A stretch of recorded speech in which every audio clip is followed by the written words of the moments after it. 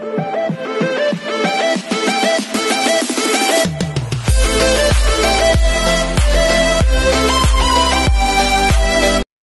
everyone, this is KJ Vlogs, a Filipino actor based here in Kingdom of Saudi Arabia, and welcome back to my channel. Agad-agad gawa natin itong reaction video. Ang Bubble Gang Padabog a Lagabog parody by Michael V. Actually, I've been reacting to a lot of parody talaga ni Michael V. And I can attest that very genius talaga siya pagdating sa mga parody. Aside from, hindi lang siya basta nakakatawa, but the impact of the message, very realistic, timely, relevant. So I am really excited. Yung Padabog, ito yung, kalma, baby, kalma. Tama ba? Ito yung Padabog. I am not pretty sure about that one. But nonetheless, nevertheless, I'm really excited kung anong klaseng parody itong ginawa niya. Kung ano naman, timely relevant kasi talaga siya gumawa eh. Pag gumawa talaga siya, alam mo yung, we have to watch it talaga. Kasi aside sa matatawa ka, ma-open talaga yung utak mo sa mga nangyayari. Sa social issues. Usually kasi talaga sa ginagawa niyang parody, di ba? Social issues talaga. Like, aywan ko naging social issues yun yung kanino nga yun, yung kay Rendon ba yun, yung na-face out na sa social media.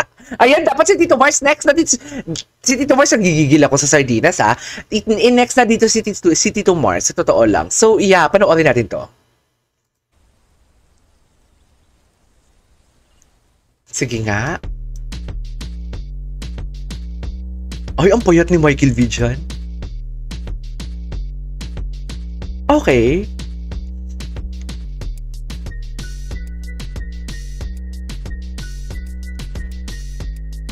Ang ganda, saan to? Ay, oo. Ah, okay, par. Ay, wait lang, please comment down below kasi hindi ako sure ha. Sa thoughts kasi lang, sa unang linya na napanood, na narinig ko, nakakakanta talaga si Michael V. So, I am not pretty sure kung, ano ba, singer ba siya before? May ginawa ba siyang kanta? May produce ba siyang kanta? May pinablish ba siyang kanta? Kasi wala akong idea. Nakilala ko lang talaga si Michael V sa Bubble Gang. Sa totoo lang. Kasi doon sikat talaga siya, diba? Although, yeah, adminin naman natin kahit wala akong narinig ng mga kanta sa kanya. Sikat talaga siya sa movies, sa teleserye, sa mga ganitong klaseng palabas. So gusto ko talagang malaman, meron ba siyang kanta before? Kasi nakakakanta talaga siya, dear. Sa totoo lang. Ibalikan muna natin yung Parna. Sabi niya, Parna kinapuspa. Okay. I don't know kung par ba ang tawag doon na malapit sa butas na isushoot. Sa golf. Ay. Parna. Kinapuspa. Okay. Minsan na lang ako makadikit sa butas pero nasilat pa. Ay, ano to? Parna. Parang nanginis ka.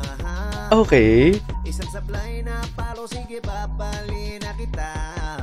Di tinatamaan yung bola. Masyado siyang nakakapundi. Hey, I am really lost right now. I know it's too early para mag-conclude, pero wala pang pumapasok sa utak ko kung sino yung pinapatamaan niya dito. Kasi the usual talaga, may pinapatamaan siya.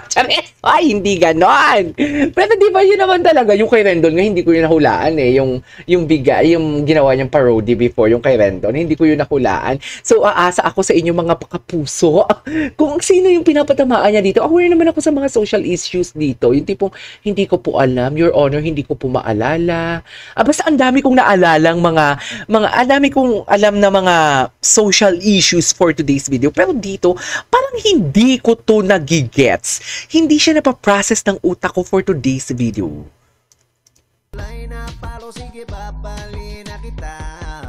Hindi siya wala. Forma. Eh. Siya din nagpo-produce ng lyrics, di ba?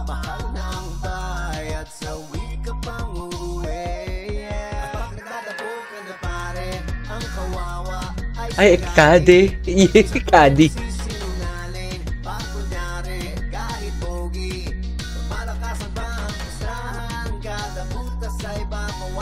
Baka, wait lang, baka wala naman siyang pinapatamaan dito.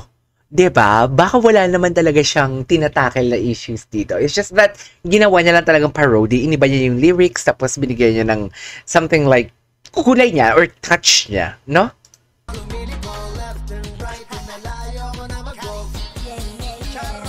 Ay! Si Solomon? Oo. Yung kapatid ni 4th and 5th. Eh. Katawa. I love that. I love that.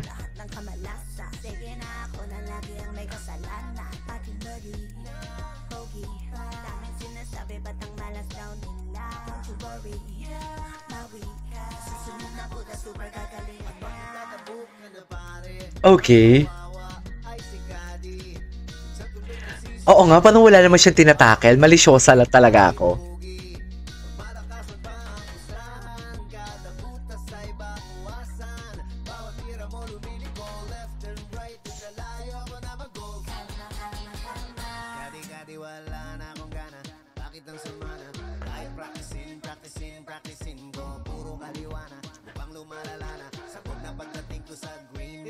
Okay.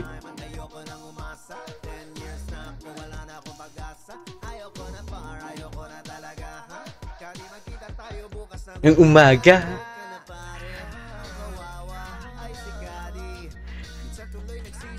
Meron talaga to eh. May behind ano talaga to eh. Hindi ko lang ma-process ng utak ko.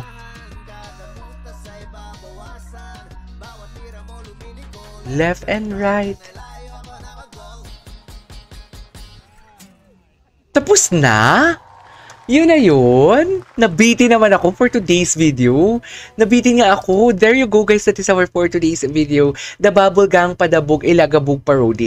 Pero alam mo, iniisip ko talaga, meron talaga to eh. There is something with this song talaga na hindi lang talaga siya ma-process ng utak ko. Kasi hindi naman gagawa si Michael V ng parody. For me ha, kasi mostly talaga ng kanyang parody, meron talagang something. So iniisip ko, mga kapuso, pa-comment naman ako. Pa-comment naman ako kung ano yung thoughts ninyo about this parody ni Michael V ngayon. Bakit walang pumapasok sa utak ko? Bakit hindi ko to alam about sa mga golf na to and everything? Sa totoo lang, wala talaga akong idea! Asa na yun na po na yung utak ko? Anyways, hindi ko na ito papatalagan pa. This is KJ Vlogs and see you on the next vlog. Bye!